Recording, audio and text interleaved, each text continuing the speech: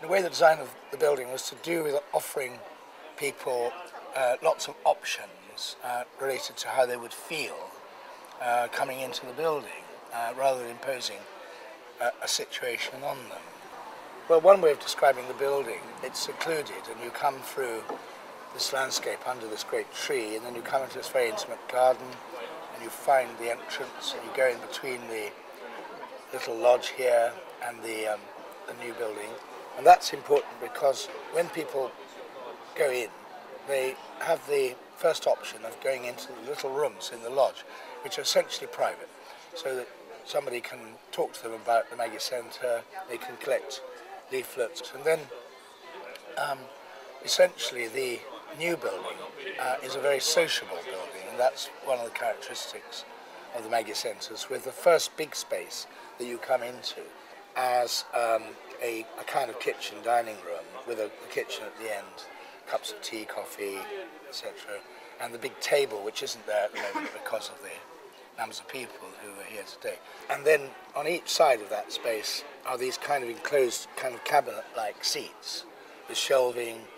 Gradually it will acquire books and artworks. And then there's the kind of ingle nook, which becomes the focus of that space that you first come into, which you can sit in with a little stove. That allows you to close off the end rooms here, the end space, from the more social space, so that people can do yoga and have conferences and talk privately in there.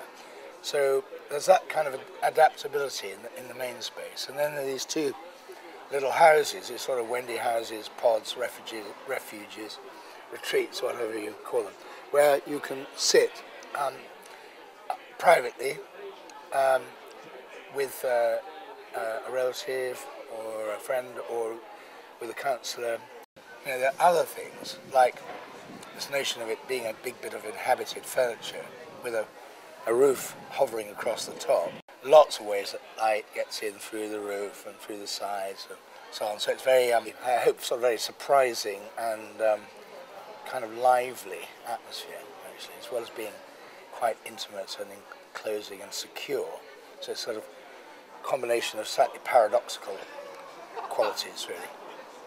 Well, my idea for the garden came from having an idea or metaphor to spark off discussion between friends and relatives, even strangers, a sort of icebreaker. So as a scientist, I drew on the mathematically tilted sigmoid curve, which is a metaphor for life and living.